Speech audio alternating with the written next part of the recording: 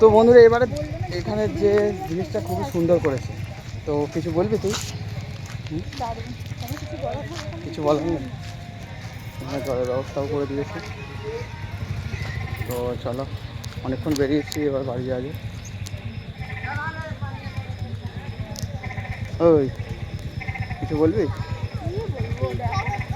কিছু বলার নেই।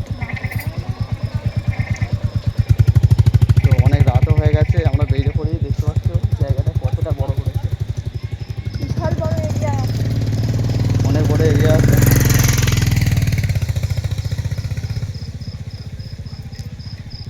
সব থেকে প্রথমেই এখানে ঢুকতেই তোমরা মহাদেবের দর্শন পেয়ে যাবে।